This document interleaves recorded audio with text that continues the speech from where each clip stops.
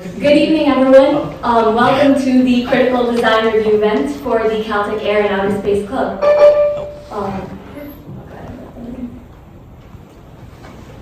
My name is Priyanka Sapajabalaji, and I'm one of the co-chairs for the Caltech Air and Outer Space Club. I'm also one of the leads for the SpectraSat project.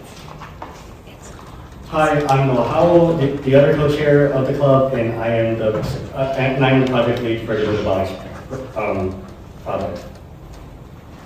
So first of all, I'd like to start by saying thank you to everyone for taking the time from your busy schedule to support us and be willing to provide us with your feedback. We really appreciate it. So we're looking forward to sharing the projects that we've been working on.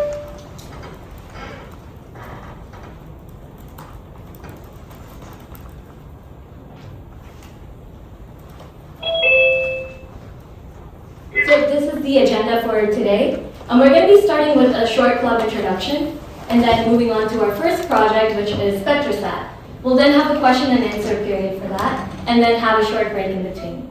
We'll then have the Lunabotics project, and then go over a question and answer for that. So I'd like to start by providing some background for what the Caltech Air and Outer Space Club actually is. So we were founded in 2020 as one of the chapters of the AIAA student clubs. Our mission is to work novel aerospace systems and take ambitious ideas from concepts to hardware and ultimately implement them or even launch them. Our teams are small, but we try to be really interdisciplinary, and we work across different majors and different years. Over the past few years, our teams have competed in and won challenges such as the NASA Big Idea Challenge, the Canadian Rover Challenge, as well as just doing a few balloon launches as well. We are also fortunate to have collaborated with the Resnick Sustainability Center, the Brinton Hub, and even with JPL in the past. This year, our two main projects are SpectraSat and Lunabotics, which we are excited to present tonight.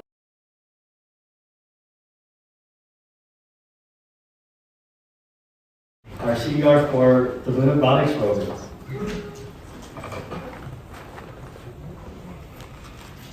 So to begin with a brief overview of the competition, Lunabotics is a rover challenge put on by NASA where the objective is to create a rover that will construct a berm out of regular simulant in a remote room. So this can be done both autonomously and also teleoperated. So here's an example of a berm that's been made. So the rover will start in the starting zone, navigate to the excavation zone, at which point it will start constructing a berm.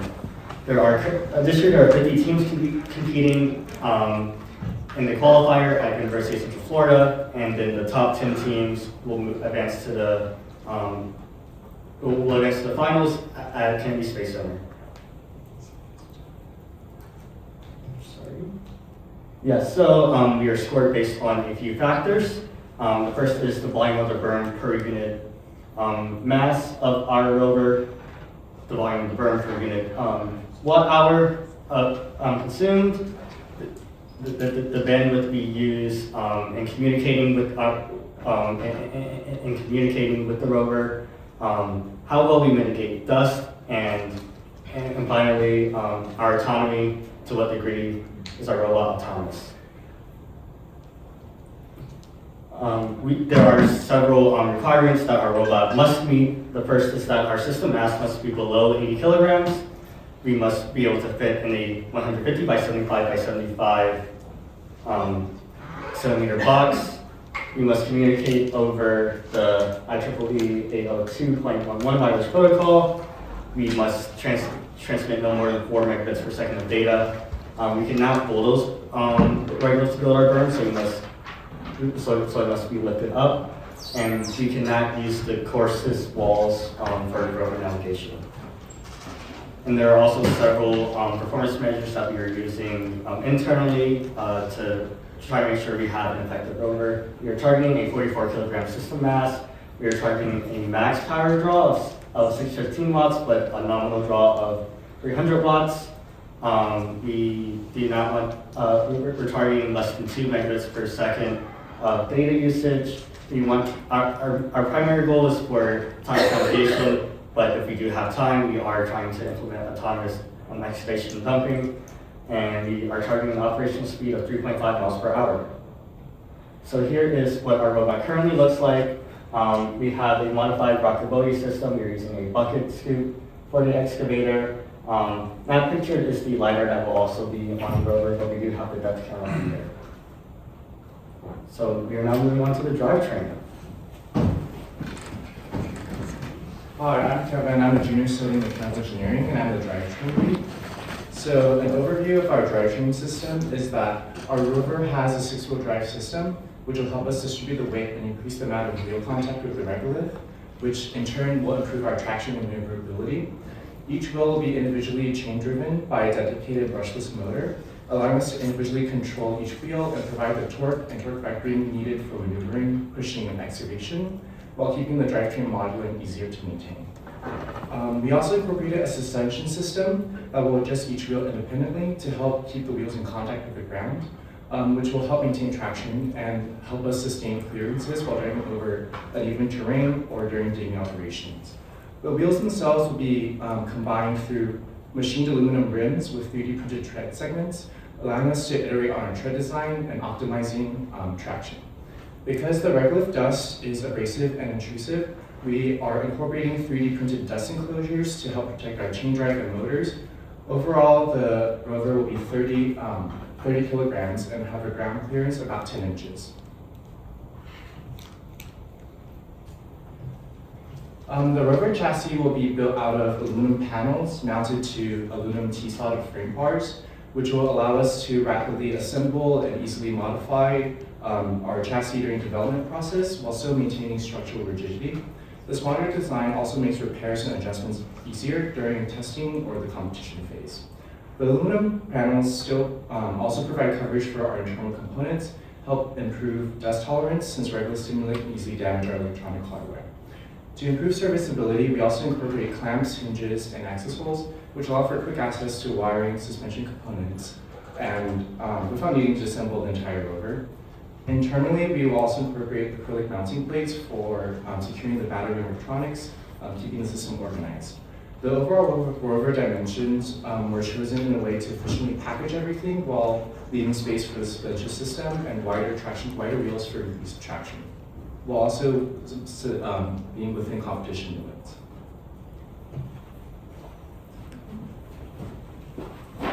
Hello, my name is Kiara. I'm a freshman studying mechanical engineering, and so I'm going to be taking us through the rover wheel design. So overall, our design is going to use 3D printed treads that are going to be segmented and going to be screwed in to an aluminum hub, and we're going to water jet as well some aluminum spokes. So I made kind of a model here, however the 3D printer did not want to cooperate today, but in theory these would go all the way down, and we would be able to screw these treads in while having this all be aluminum, and we can easily switch out these tread portions. So we did these ridges to better grip the regolith as you're going through and prevent slipping and digging. We also made the hub aluminum so it can be more lightweight and it will take less torque from the motors.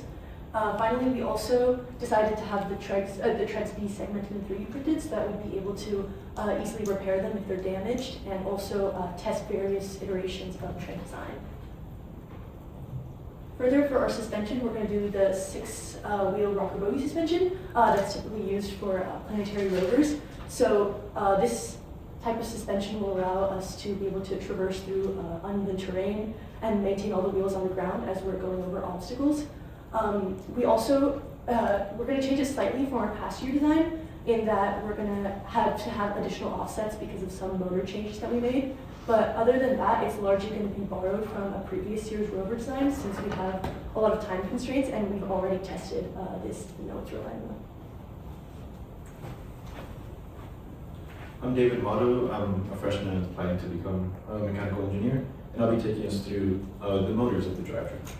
Largely, we're going to be using the Maxon EC flat 60 wheels. Flat 60 motors, and it's going to be powering all the 6 wheels individually.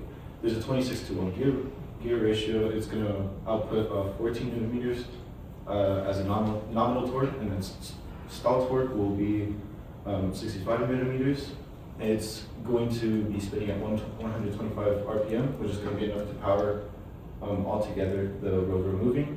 and then it's going to have an output of 200 watts. The wheels are going to be chain driven in order to separate them from the ground further, in order to mitigate dust from getting in. And it also has its own dust mitigation cover, and it has O drives for remote control individually. And for the assembly plan, we're going to bandsaw. We're going to use a bandsaw mill for the teeth slider frames that we discussed for the edges of the chassis. And then also for the chassis, we're going to water jet aluminum panels. And for the we're going to laser cut acrylic in order to hold and mount into the hardware that's going to be inside the chassis. And in order to mitigate more dust and just assure that nothing gets in, we're going to 3D print dust mitigation housing for the motors. And in order to test all of these things, we're going to take the rover, once it's all built, out to a beach in order to make the one, test the tread design and the turning. If it's slipping, we need to fix the tread design and also the turning design. We need to make sure that the excavator digs into the ground. If it doesn't dig into the ground, we need to fix the excavator. If it's too short, we're going to need to control that. And then the control system, we need to make sure that we account for the slipping. We need to make sure that we need to account for the actual terrain that we have. And it's also to make sure that if any sand gets in, we know that regolith is going to get in. So we need to adjust the dust mitigation side.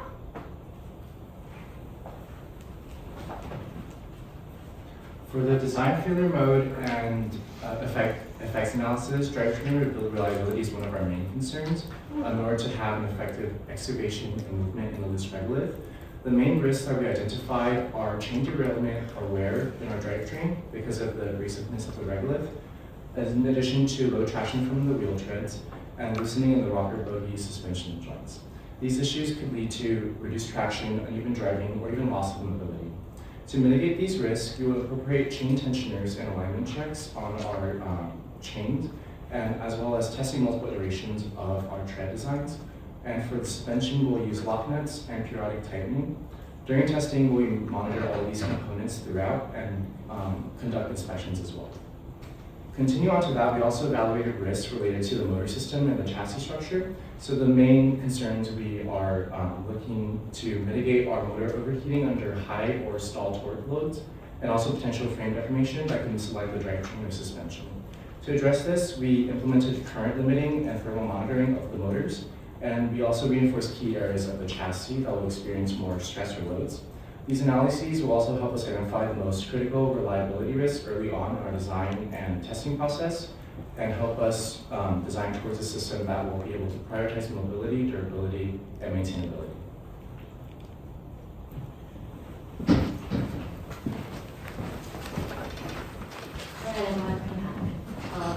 With mobility covered, we'll be talking about the mining and deposition subsystem. So the goal for mining is to be able to have a mechanism that can actually dig and lift and collect the regolith into a bucket in order to deposit it at a specific location in the construction zone. So the rover is going to travel from the excavation zone to the construction zone and have to essentially dig and transport the regolith in that process. We have to be able to construct a berm with some sort of volume above the ground, and we are scored on how much of the berm we're able to build per minute. Like Noah mentioned, we are prohibited from bulldozing. So when we first began to think about what the system should look like, we had three main ideas: a bucket excavator system, a bucket wheel system, and a front load. Starting with the front load, we decided not to go with this idea because there was a high risk of violating the no bulldozing requirement. And although there would be a high mass per volume that could be accumulated, it wouldn't make sense just given the risk that we wouldn't comply with the rules. For the bucket wheel system, it did comply with the rules and we would get high precision in the placement of the berm that we would have. However, there was a big concern with the amount of regolith that could potentially enter the rotating system or the rotating wheel. And this is a challenge because it could essentially stall our system if we had enough regolith damage. It also requires a higher power, which would be electrical complexity. So we decided to go with the bucket excavator, which would balance following the rules while also making sure that we were able to excavate the maximum amount of regolith, while still having power efficiency and ensuring that regolith wouldn't enter the system as much. So for the bucket excavator system itself, we have the pivoting arm that lowers while we're driving in order to actually scoop the sand, so in the original configuration here. Once the regolith kind of enters the bucket itself will rotate about 45 degrees, and then the arm itself will lift up to ensure that we're able to grasp onto as much of the regolith as we can. There were a few design constraints involved with this. We had to make sure that the cutting edge of the bucket would extend slightly below the ground at full reach. So this required some iteration on the length of the arm itself. We also wanted to make sure that we would optimize for the reach while still limiting the torque from the sand load. So that way none of our motors would shear. We also wanted to make sure that the center of mass would be behind the front axle and that we wouldn't collect so much regolith that the robot itself would tip over. For the bucket, we plan to have this professionally machined with 8-inch aluminum. We have about 7 teeth in order to actually penetrate into the regolith itself. We have the maximum bucket width, and we're trying to optimize for that. So we likely want to increase our depth and height, but this is the configuration that we have currently. These are some of the specifications of our system. The full bucket volume is about 4.75 liters, but we don't expect it to fill more than halfway. So we expect 2.3 liters of regolith to be lifted per cycle. The mass lifted is going to be about 8 pounds, and the excavation period and traversal, which Dr. will also talk about, should last no more than 2 minutes. So when we're testing, we want to ensure that the excavator will be able to hold on to large amounts of regolith for at least 3 minutes. The motors that we're using are 2 Maxon for the bucket itself and 2 Cube Mars for the arms. So the arms, we have 2 motors on either side to ensure the arms are lifting together, and the bucket itself has 1 motor powering the rotating. So this is the assembly for the top part of the arm itself. We have a motor mounted to, this is the pointer. We have the motor mounted to a rigid support plate, as you can see over here. And it's fastened to the rest of the arm using screws. And this plate will give us some alignment and support for the motor itself. We then have sprocket and chain transmission to actually drive the arm forward. We also have a red acrylic dust shield, as you can see here, and that prevents the dust from entering the sprockets of the gears itself. And we're able to protect our chain, gear, and the motor from jamming. At the base of the excavation arm, we have a steel pivot shaft that kind of runs across the system, and that's going to form the main rotation axis for the bucket itself. We have a shaft collar at the end to secure the shaft, and then the arm structure itself that attaches onto the shaft directly. Here we have a large sprocket that's mounted at the pivot, and it forms a 2:1 gear ratio in order to allow us to increase the torque at the arm itself. We also have flange mounts that will attach the bucket to the shaft directly. And we use these in particular so that we're able to transfer the torque while preventing any shear. So we're able to increase the surface area that's in contact between the shaft and the bucket. And the support shaft runs all the way across the bucket to maintain stability. There are a couple of potential failure modes that could happen with our system. For example, the motor could stall, and this could lead to a loss of the regolith load. Causes of this could be the bucket just jamming into the soil, but we plan to keep the bucket raised during the locomotion, so that is one way that we will monitor this. For the arm, we could have yielding or loosening, and for the chain, we could have stalling. And for all these, we have specific detection measures, like the drop in motor current or like visual inspection, but these are all things that we will have to mitigate for us during our test runs. These are some of the tests that we plan to run. The first is the bucket load capacity test. And this is essentially an operational test to make sure that we're able to fill the bucket and hold the regolith up for at least 3 minutes while monitoring the deformation and the current. For the dust intrusion test, we want to ensure that the regolith will not interfere with any of our systems. So we will run the system for maybe 10 trial runs and see how much dust collects. And finally, we have a structural durability test, where we would run numerous excavation cycles and see how that affects our system overall. And with that, I'll hand it over to the electrical.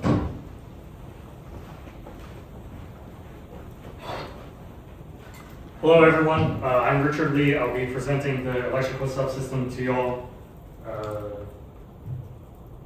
So we have our power subsystem, which will be powered using 24-volt batteries, which are just standard 7 series lithium polymer batteries. We'll be using commercial off-the-shelf battery management systems and voltage regulators in order to control costs. And To protect our sensitive electronics like our NVIDIA Jetson and our LiDAR, we will be using separately regulated voltage rails. And as is required by Lunabotics for scoring, we will have a power meter in series with the battery. Again, as required by the competition, we must use Wi-Fi for communications, and the Jetson has an onboard Wi-Fi module which we will be using along with external antennas to prevent problems caused by shielding by the case. To control the motors, we'll be using the ODrive S1, which communicates over CAN bus. This will control both the drive and bucket motors, which are all brushless DC motors. And we have an ODrive USB to CAN adapter to interface with the NVIDIA Jetson. And the Jetson is our main controller, which we use for image processing. And it's been chosen due to our familiarity with it from previous projects. And we can use it to efficiently process the sensor data from multiple sensors. Our parts can be divided into the three subsystems, power, control, and actuation. Our main concerns for any failure modes are due to overheating and managing thermals without causing problems with dust, which we plan to solve by thermally bonding any high heat devices to the case. We may also have risks due to improper assembly, which we will mitigate by testing the robot. For testing, we will thoroughly test all subsystems, including the battery management system, the emergency stop, the voltage regulators, and the motors. And we'll do endurance testing in order to make sure no problems will arise during the competition.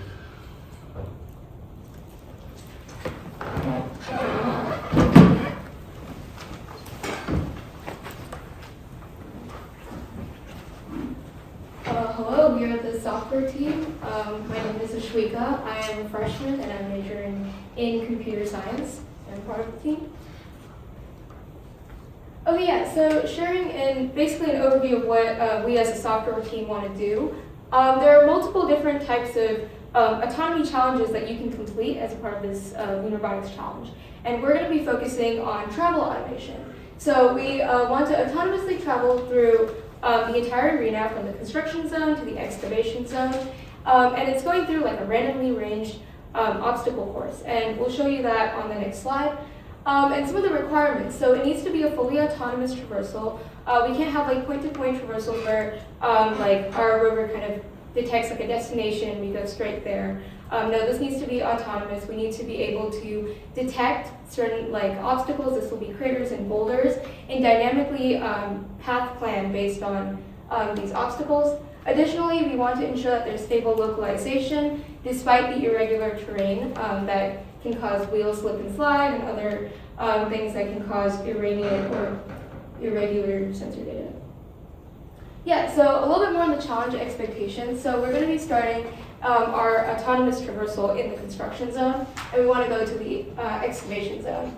And what we know about the obstacle zone is that it has at least 3 boulders that are 0.3 to 0.4 meters in diameter and of random heights, and that there are going to be at least 3 craters of like 0.4 to 0.5 centimeter or 0.4 to 0.5 meters wide and deep. And all of this is unknown prior to runtime, which makes it imperative that we come up with a way to detect what these objects are and then adjust our plan of how to move to the destination based on the obstacles that we detect. Okay, yeah, so a little bit about the autonomous navigation architecture. So we're going to be utilizing ROS2 and the NAV2 track. We're going to be starting with our sensors. We're going to be using 2 sensors, the LiDAR and our depth camera. And we're going to use it to determine a state estimation using an extended coma filter. And we'll talk about that a little bit more in another slide. Additionally, we will be developing kind of world mapping, but we're going to be doing that through a rolling cost map, just kind of seeing the environment near our robot. And then based on that, we're going to put that into a global directional planner. That's going to generate kind of like a rough plan of like how are we going to get to our destination.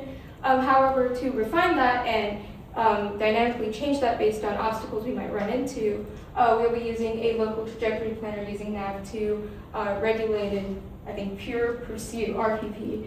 And then we put that all into the rover control interface, which is in charge of converting these motor commands into like actually making the rover move.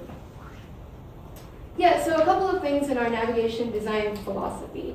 One of them, as I mentioned before, is the local mapping strategy. We want to make sure that we're having like a local rolling cost map rather than performing like a full global SLAM. First of all, like a full global SLAM is like way too I guess it's like beyond the scope of what this challenge really needs. A rolling local cost map should be fine, should be sufficient environmental representation, and then also it reduces the computational load we have, which can reduce lag and additional things. And then we really want to focus on having a conservative navigation policy. Yes, time does matter, and yes, we do want to have kind of like the shortest path, but at the top we want to really focus on avoiding these obstacles, and that's the thing that we're going to be focusing on and prioritizing. This reduces the risk of like obstacle collisions, wheel entrapment, and destabilization. So we're going to keep the speed like kind of low, and we're going to be focusing on detection. Additionally, we want to make sure that we are robust with terrain uncertainty. The rover is traveling on LHS, which is like a lunar highland simulant, and that's like a lot of loose regolith. We want to make sure that our sensors are calibrated, integrated, and we're fusing it in such a way that we have stable and accurate localization as we are moving from our initial location to the destination. Interesting. Oh, okay, cool. So going in a little bit in depth about the sensors we're using. We're going to be using a Unitree L2 LiDAR. You can probably read the capabilities, but some cool things about it that make it especially useful. First of all, is that it has a detection range of up to 30 meters with around 5 centimeters of a near-field blind zone. And this is, as I mentioned before, the arena is probably like 10, it's specified to be around 10 meters by 10 meters. So we know that our LiDAR is going to be able to detect pretty much everything in the arena. Additionally, it's compatible with ROS2, which some of us are familiar with, so that's pretty good for us. And the role of the Unitree LiDAR in our navigation planning is that it's the primary environmental perception sensor, so it's in charge of detecting our objects and then helping us develop a rolling local cost map. Additionally, when using our EKF to determine our position, it's important we're going to be using our LiDAR for position correction, or that stage of the EKF. And yeah. So we'll also be using a depth camera, so we're using the Intel RealSense D435i. And a cool thing about this camera is that it also has an IMU as well as an RGB and a depth sensor. And so we're going to be focusing on using the depth sensor and the IMU for most of the autonomous traversal. And so some cool things about it are that it has a global shutter that kind of eliminates some of those motion distortions that could arise from driving on loose regolith, or the regolith is mixed in with rocks, so it could cause some motion distortion. Additionally, it provides timestamp odometry and point cloud alignment data, which we can use. It has a depth range of 0.3 meters to 3 meters.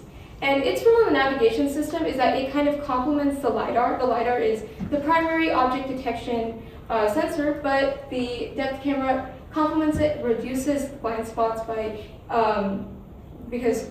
it'll be reducing the blind spots, and then additionally, it's going to be supporting the EKF sensor fusion by providing some of that initial odometry data. Yeah, so talking a little bit more about state estimation, we're going to be using an extended Kalman filter. We're going to be using this instead of a Kalman filter because this is known to be really good with nonlinear situations. And our motion, on uneven terrain, that is pretty nonlinear and is also a common standard. Additionally, so this is kind of the loop. It's going to be like a prediction correction loop. The prediction is going to be through the short-term odometry data from the IMU. And that's going to be corrected by the pose updates from the LiDAR. And it's ultimately going to output an accurate pose estimate for our navigational planning. And some of the advantages of this is that it has multi-rate filtering. So the IMU updates at a much higher frequency than the LiDAR. And so by using EKF, we can kind of integrate the LiDAR and IMU data effectively to come up with a good state estimation. Okay, hi, I'm Jennifer, I'm a sophomore studying CS, and a little bit about our localization plan. So we'll start with sort of a manual alignment. We start manually in control of the robot. We're gonna put up a little marker, which is allowed at the very beginning so that we know where we are, and then we will orient ourselves towards the excavation zone. And because we know the layout of the map ahead of time, we know that we literally just need to drive straight, avoiding the obstacles. So once we get our manual alignment, we can rotate around to make sure that we're pretty certain about where we are, make sure our pose covariance is less than some threshold, and then we'll traverse basically those 4 meters to get to the excavation zone. And so as we're traversing, our mapping strategy is to do a rolling 2D local cost map, 6 meters by 6 meters. And so we'll start by taking the LiDAR data, we'll kind of use Ransack to figure out where our ground is, we'll extract our obstacles, which are gonna be the craters and then the boulders. And we will be very cautious with all the craters because we lose points if we dip into those. Also, we just don't wanna dip into those. So we will inflate them by a lot to make sure that we really don't even get near them. And then unknown areas will assign a high cost because we really should just be able to get there in one straight shot. Yeah, a little bit more about the crater avoidance. Our strategy, like I said, is really to make sure that we detect those discontinuities and then inflate those areas so that we really don't run into any craters. We're also going to be very cautious with our velocity, so anytime we come near one, we're going to slow down and really just, focus on that. Detecting sudden depth discontinuities, excess slope relative to ground, or elevation variance. As for our actual navigation strategy, we'll kind of have a global direction planner that will tell us how to get to our goal, likely using A-star, and we will also have a local planner to make sure that we avoid those obstacles, and we were just going to use the built-in RPV for that, and that just helps us generate a curved trajectory around the obstacles. And then for our actual transition logic, we know that we're at our goal when our front of our robot is at the desired location, but there are actually no visual markers and we're not allowed to use the wall, so we really have to make sure that our state estimation is correct.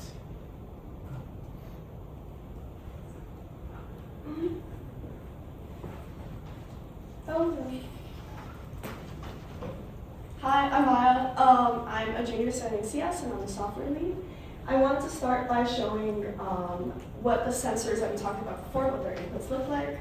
So this is what a visual demonstration of our depth camera, where right here we have a boulder that I simulated using foam, and you can see that as the camera gets really close, you can clearly detect it, and you see that it's darker. And then as we reach this end zone right here, you can clearly see that there's a drop off, and that's what a crater would look like. And we would detect the edge, and that's how we would see where a crater is and avoid it. And a really nice feature is that the camera, the way that it's angled, it looks like the robot is a lot closer to the edge than it actually is, which means that we can detect it a lot sooner than we get there. This is what our LiDAR input looks like, and so on the right I have a picture that I took of the lab of what the LiDAR was seeing, and then on the left I have the 3D point cloud representation of the lab, and so I kind of labeled the wall and the chairs and the cardboard box corresponding to the actual image that the LiDAR was seeing, and you can see that it picks up all of the objects really well and you can clearly see where the boundaries are. So I'm going to be talking a little bit about our hardware integration. Our primary compute is going to be the NVIDIA Jetson Nano, and we're going to be running ROS2. It's going to be running all of our software directly on it, so all the mapping and planning is going to be computed aboard. The strengths of this is that it has a CUDA-capable GPU, and so if we feel that all of this and all the data we're trying to process is too much for the CPU, we can offload it. It also has low power for field deployment, so it doesn't use a lot of our power from the robot, and it's compact and fits really well on the robot. It's very small. And then we have only 2 sensors for our software, so we have the LiDAR, which connects via Ethernet, and then the RealSense camera, which connects via USB 3. And then to talk a little bit about our bandwidth analysis, the competition limits us to 4 megabits average per run, and you earn points if you optimize that, so you lower it as well. So our major bandwidth consumers are our video stream, our depth and point cloud data, and our telemetry. So to optimize this, as I mentioned earlier, we're going to have full onboard autonomy, so we're not computing anything, we're not transmitting any data.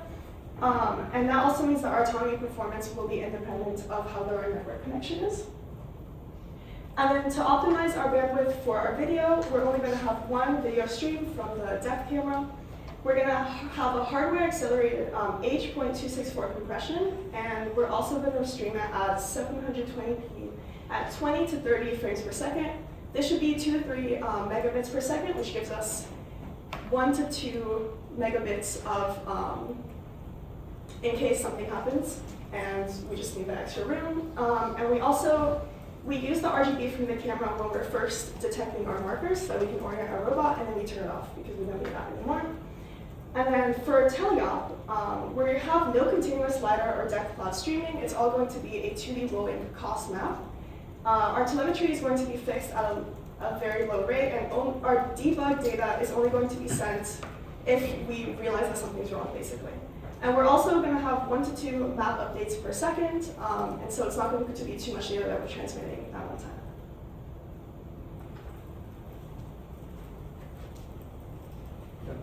Hi, my name is Arjun. I am a sophomore majoring in CS. I'm just going to quickly talk about things that could go wrong, how we're planning on preventing this, and what we're planning to do if it goes wrong.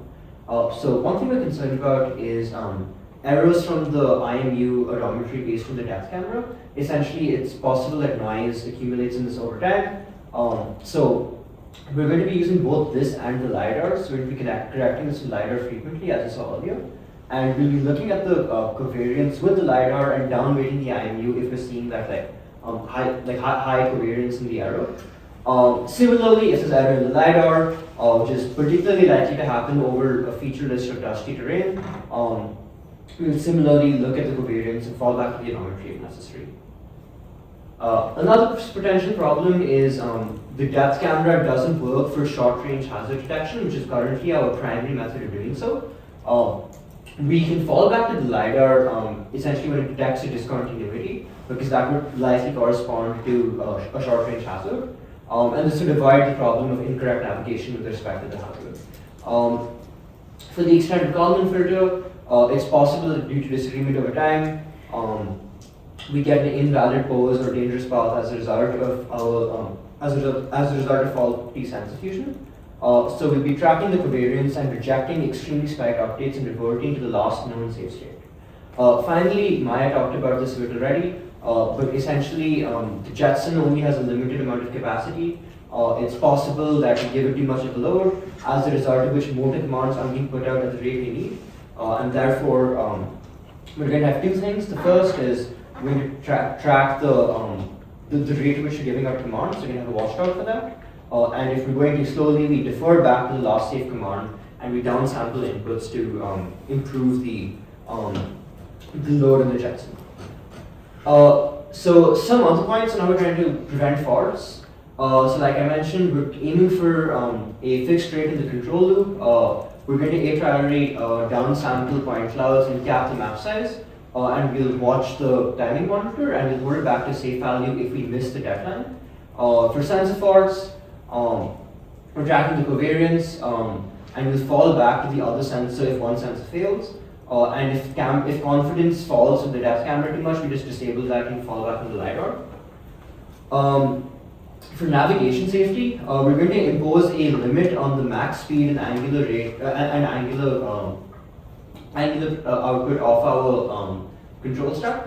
So essentially, to make sure we only give it safe commands. We're going to enforce clearance margin and reject paths that don't give us that clearance margin. If we see a large covariance spike in the EKF, we essentially go into recovery mode. So we stop, back up, rotate, and replan from the new rotated and backed up position. For testing, right now we're doing bench tests. So essentially, we're just validating every sensor, making sure that the Jetson can handle the bandwidth.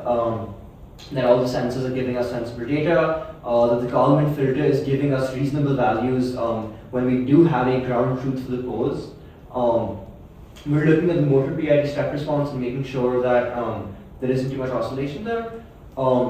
Next, we work on integration. So against a known obstacle setup that we control, we're going to make sure that we generate the cost map and occupancy grid correctly.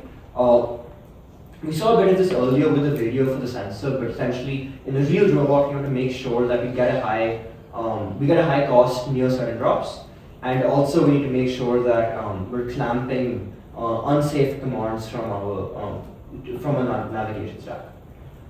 Next, we move on to field tests. So we need to make sure we maintain an obstacle clearance margin and that we detect errors and recover from them within some fixed time, and that the drift in the localization error doesn't increase too much over time. Again, some ground truth in a field test setup.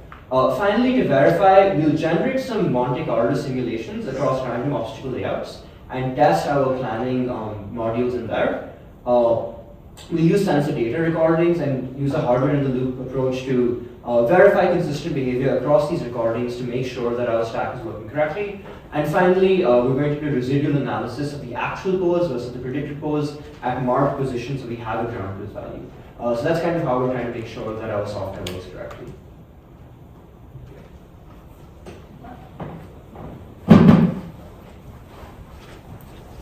We'll wrap up by going over how we are integrating our system and the logistics of the competition. So here is our concept of operations. So at the start of our run, we will establish communications, at which point we will then verify that all of our sensors are reading okay, and then from there, if everything's okay, we will initialize autonomous control, at which point the mapping algorithm will run, and the robot will determine what path it should take, and then it will move to excavation zone. And then this is the first point where we really expect to have to make a decision based off of how well it was able to navigate, whether or not we should continue with autonomous if we do have autonomous excavation by then. If we do not have autonomous excavation, we will begin to plug up control in order to excavate. On the right lift and begin our cycling, regardless if it's autonomous or teleoff, our cycling is relatively similar. And so here's an overall risk matrix for the rover as a whole. Our main risks come from loss of communications, best coverage of sensors blocking our stream of information, tipping of the rover when it's loaded, battery failure, damage to the robot during transport, and finally a loss of traction in the regular lift. And then as for student safety, every student that is machining is required to be ME13 trained. We will store all of our life-load batteries in safe containers and monitor them while charging. We will have 4 designated lifting points on the rover as designated by our guidebook. There will be a prominent emergency stop on the vehicle that we can press in case anything goes awry. Any outdoor tests will be done far away from others. And we do have fire extinguishers and first aid kits in our lab. Here's our Gantt chart tracking our progress. So there are several competition deadlines that we have to have deliverables in by, and then we have our subsystem timelines as well. And as for travel, the competition takes place from May 12th through May 21st, which is 9 days, which is quite long. We will be flying out to Orlando on the 12th. The 12th is mainly a check-in day, and then we will be staying at a hotel near UCF, which is where the first phase will be conducted. Because it is 9 days and many of our team members cannot afford to miss that many days of school, we will be having 2 shifts. We are not exactly sure how we're doing this yet, but we will either send the full team initially and then keep a small crew back in case we do advance, because we will not be able to respond in real time as these things have to be booked in advance. That's one option. The other option is to have two shifts where we send half the team initially, the other half later. Although no matter what, I will be there the entire time. And then for ground transport, while we are in Florida, we will have one rental car for rover transport, and the rest of the team will be utilizing rideshare.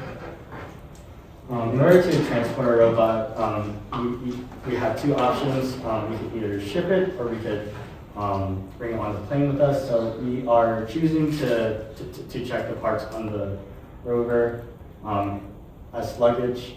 We'll be storing them in a few Pelican cases,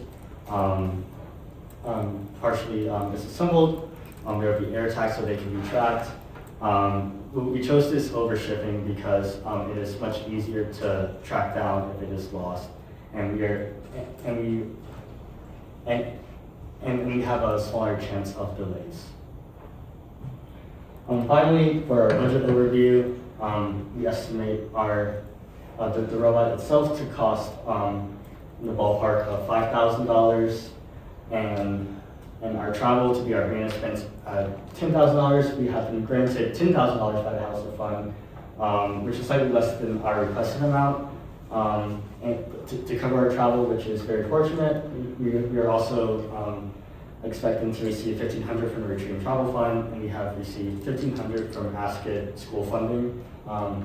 So there is a bit of a hole right now that we do need to cover, but we are looking at external sponsors, and we do have enough in our club account to cover these expenses. Finally, moving on to our bill of materials, we have this is a running list, and some of these, and it's not fully spec'd out. The exact components, we do have a lot allocated for stock material as well. And yeah, that's about it.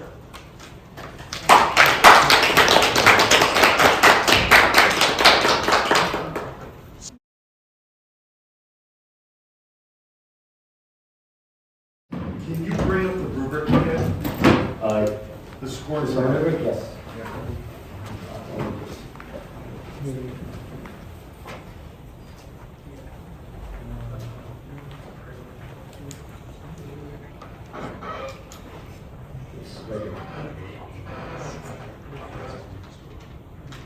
Oh, sorry, it's a bit too big.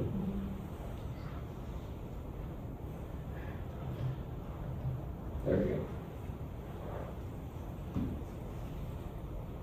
Well, What do they mean with dust mitigation? Dust mitigation from the inside of the?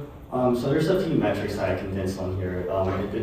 They'll be asking us about like what measures taking like dust coverings, enclosing our components, anything active such as electrostatic or brushes. We have one. We do have a couple of questions online that I do want to ask.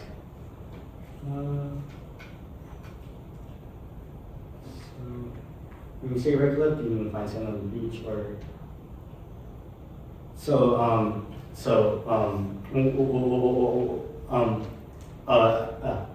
received a question about regolith. So when I say regolith, the regolith at the competition is an actual regolith stimulant used by NASA, but for our testing, because we don't have access to regolith, and it is highly toxic, we are just going to assume that's saying that it reaches a valid approximation. Also to add to that, pretty much sand is, regolith is very fine, and that's why it's toxic normally. If it goes up and you stir it up, it's going to go airborne. So just using sand, if sand is able to get in, regolith is absolutely going to get in. That's how much.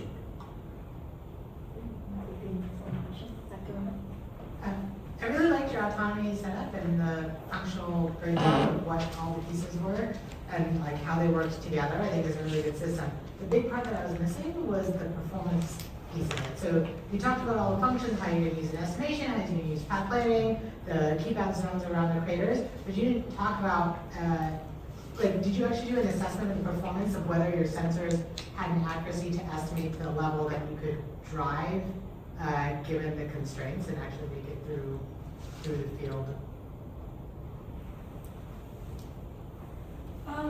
We haven't fully tested it yet. We just got them running to see exactly what the point cloud and the depth camera looks like. But from the video, we can see that we do seem to capture everything, like anything that's like boulder light or anything that's a sharp drop off, we can see really clearly on the camera.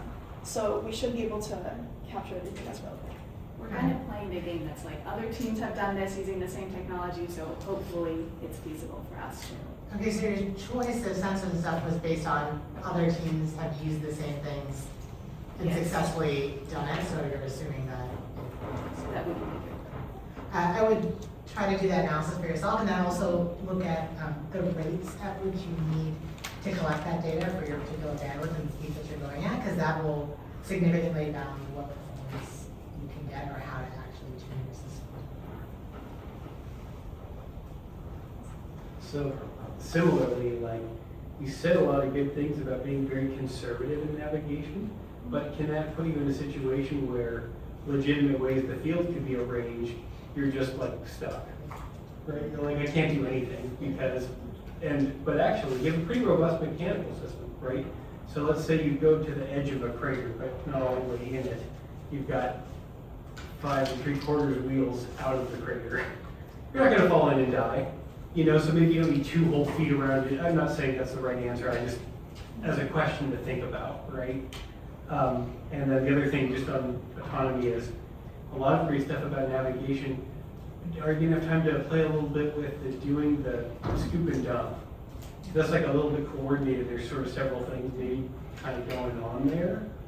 I don't know if you have to know about things that you're really good at knowing about boulders and ditches and that kind of stuff. Do you know about like, oh, I already scooped there, there's no more regolith there, or I'm returning to the berm I'm already building, am I returning to the right spot? Maybe you have, I just want to put that out there. For the second question, majority of the points come from just autonomously navigating across the map, okay. and so that's what we're focusing on. Got I it. think it's 120 points versus like 30 points when it comes to this I see. scooping. Okay. But we do hope to have enough time to be able to play with that as well. It's just not something we've considered yet. Makes sense. I suggest thinking strongly about your test strategy and how to effectively test and practice.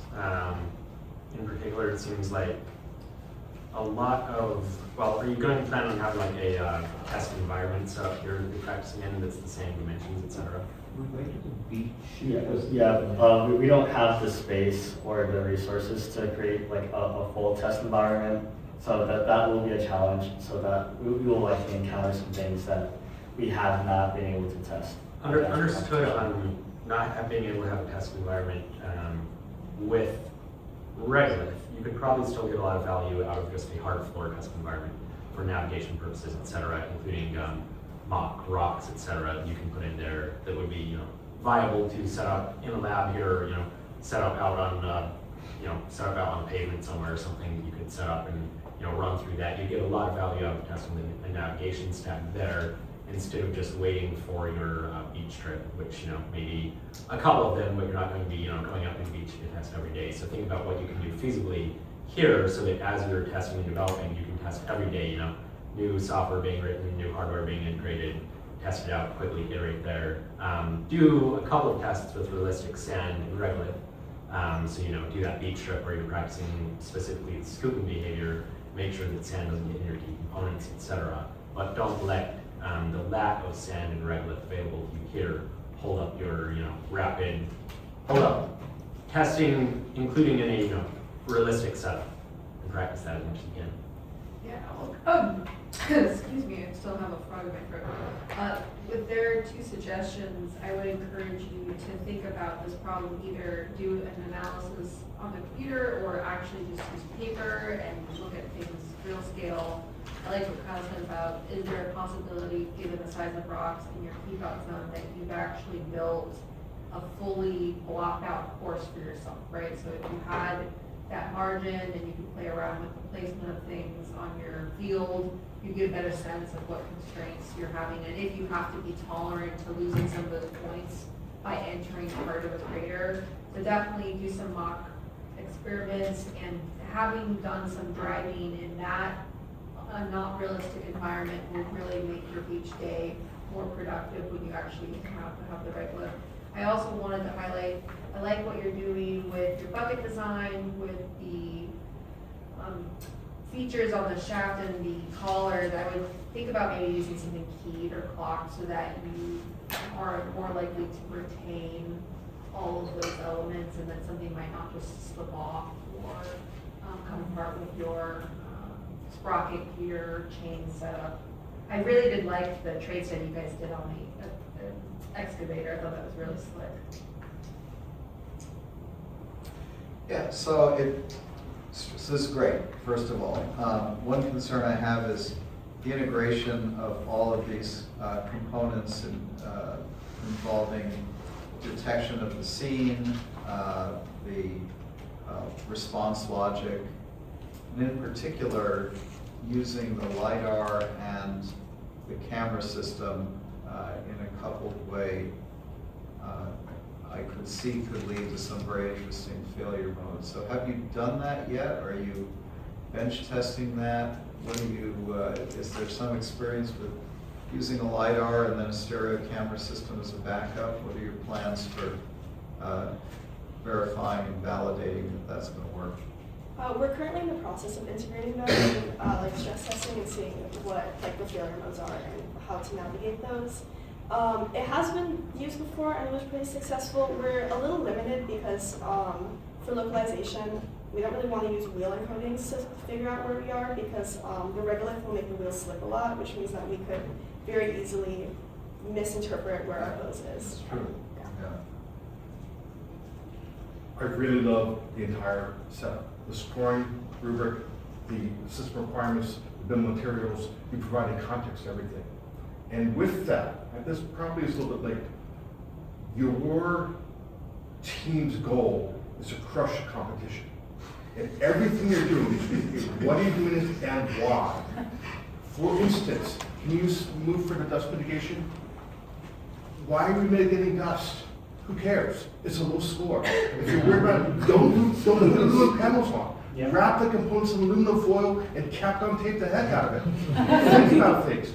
Why not have like a dump truck? So you dump the things behind you with all that mass that you've saved, and you have a whole dump truck that you drive back and dump it exactly where you want it to be. Again, a little bit too late. If you only have big obstacles, you don't need ground clearance, right? You can use a tank tread system, for instance. You don't worry about like slipping at that point. So again, this is probably too late to incorporate these things, but this is a very different architecture I'm suggesting here. So when you have a context like this, always think of what am I doing, why am I doing it? What are the requirements? Those are the requirements. Everything else is worthless. It's a scoring rubric. Hit every single one of those as hard as you can. Just real quick, adding on to that, I didn't see you guys talk about mass optimization. I'll look at a potentially huge area of scoring. If you can think about how to, like with a system like that, 80-20 frame is going to be heavy and cost you a lot of points in there. If you can think about ways to optimize mass. So can I comment? That's mainly, we had considered like tread systems and the excavator system. Like what you said, the backwards, I think there was a team that did that last year where it was a belt-driven system in the back and they just drove everything onto the berm. It was efficient at getting things in, but on the berm construction productivity, it is divided by the robot's mass. So if the robot's mass was too large, it would have deducted a lot. Well, the robot's mass is the payload mass. Those are different things. So that's why I would kind of wonder, what does the requirement say? What does it mean? Because you could argue that the payload of all the dirt is not the mass of the robot. I would go for that thing. Well, that's what the tester would say. Yeah, it doesn't. Yeah, the scoring rubric doesn't take into account the payload mass, just the robot mass. Okay, then that won't work. Thank you for that. I like the way you're thinking. Well, at that point, I mean, so then the question here, how do you optimize the amount of mass that's in the shovel, right? Because that's the key factor. Because if it's really light, you can make a whole bunch more trips maybe. If it's heavier, you'll be increasing such a fact that the effective payload mass, the effective payload plus robot mass is too heavy and lose points that way. What is the optimal amount of dirt that you need to have in your scoop? Do you know that number? We don't have that number as of yet, but we are trying to maximize just the amount of regolith that we're able to have. And also we're using high power motors so that we can always just maximize how fast our operation is going to be. So we're trying to maximize both the speed as well as the mass. I don't think there might be a cost for one over the other. Okay. You guys did have, you had some initial values, right, that you were working towards on an earlier slide. I thought that was a good place to tie your design back to. Yeah. Yes. I thought that was a great start. Yeah, that's great. Fantastic. Yes. I'm also glad whoever did the final risk chart used colors. That was the first time you did that. I like that. So, many use colors, red, yellow, and green. So you've also got a lot of different components, and you've got a pretty decent sized team, and you're all doing a lot of different pieces. So you've got a lot of things that look like they hang together really well, and like we're telling you, it looks like you really looked at the trade space and picked what you're gonna do. Now you need to just test the heck out of it, which is gonna mean you have to be able to let your part work with other people's parts before you think it's done. You can't all wait till you're all done to see that it comes together, because it's not gonna come together. And you won't have thought of all the different failure modes and all the very exciting ways things are gonna not work. And so what you wanna do is make sure you hit that now, right? Get the thing that just has the bare functionality, and as soon as you have it, find out who else has anything that can interface with it, and see what works and doesn't work, and you can brainstorm together. Because you will be much better as a team if you're not afraid to let your part suck if it has to test it earlier, okay? Also another quick testing related thought. You probably won't be testing. You should separate out being able to test your navigation stack, which it sounds like is new to you with the real sense and LiDAR, from building a mobility system. What you could do is very quickly, even just put together a box. It doesn't even have to be motorized, but just a little wagon that has your real sense and your LiDAR mounted in the way that it's going to be mounted. Have the NVIDIA compute on there, wheel it around, test how accurate the navigation is, test it in realistic environments, so that your software team is not waiting on the hardware team to build the rocket bogie and get the motors working. Get that separated. I'm gonna say Sawyer is giving you this recommendation from experience, because I have given him a lot. So we need it. We even do that at JPL. And also, pathological cases, when you're doing that kind of testing, to see if there's situations where your LiDAR camera combination doesn't actually work the way you think it does. You might find out that your bucket that you said can only ever fill halfway, it actually fills up, and now it weighs too much and it breaks something. So even if it's part of the thing where you go, we don't really get a lot of points, we're just not gonna care, if that breaks and then, breaks another piece of your system, it becomes a problem. So like, you really do just go let reality hit you as quick as you can, because then you can react. You're all gonna figure it out, but just don't wait till it's too late, because then you don't have time to fix it. Yeah. And so along these same points, right? It's a pretty hardware-rich design. You got LiDAR, you got vision, you got a zillion motors, right? Be ready to delete stuff, and don't feel bad if your thing is the thing that needs to be deleted. You could have done excellent, awesome work, and it's just not the right thing for the system because of some funky failure mode you never expected, and that's okay. Don't feel bad about that at all. That's part of doing the whole big thing. Yeah. I would also propose, because it might not be obvious when something needs to be put on an off-ramp, all of our comments are coming together, I would come up with a structure for how we want to triage your resources.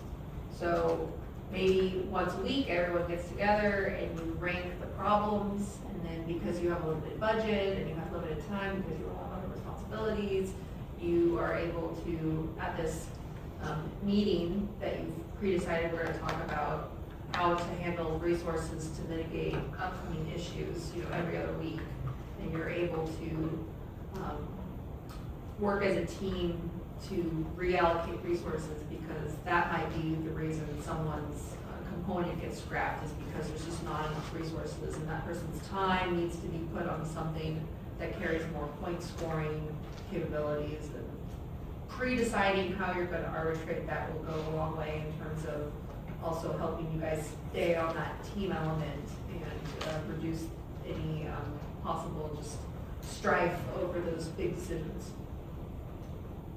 Let me just rapid fire some of these questions we have online. Are you considering the deterioration of sensor performance due to kicked up dust?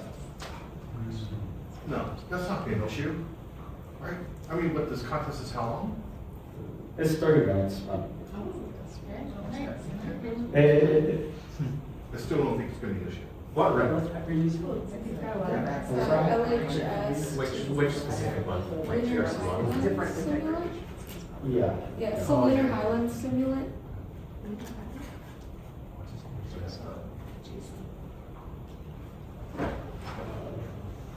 The next question, there's another question. Performance specifications for the sensors and all of the motors. Yes, we do have those. We did not include all of them just for brevity. Kevin said that we may have trouble bringing LiPo batteries on a plane. Yes, I have thought about that. I will look into it more, but it's still very feasible that we can order a battery to our hotel in advance. Very much possible. Like I haven't done it for like some testing I was at for work last week. Like not in the elevator. Yes, we were able to get components shipped to the hotel. Another question about any requirements on rover pose to successfully engage the expert to the ground. Yeah, we are currently finalizing our arm design, at which point we can start looking into we can start looking into poses and modify it based on that. We intend on doing that over spring break, so that when we come back, we do have a fully finalized design for our arm, and then at that point we will do some structural analysis to ensure that it will not fail. We're just quite short on time this year because the shutdown did delay the announcement that we did advance, so we've only known that we were doing this since November. They couldn't even send out an email, shame on them. I forgot to compliment the 3D printed wheel demonstration. Yeah, like early on I was gonna ask how you guys were going to do that, and it really illustrated it. So I have to get up at 5 a.m., so I'm going to go. This is great. We'll see you on the moon in 25 years. Bulldozing, not bulldozing, shoveling. Thank you. And if anyone has any more comments? Yes.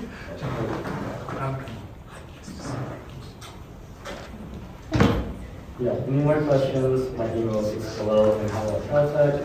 And finally, thank you.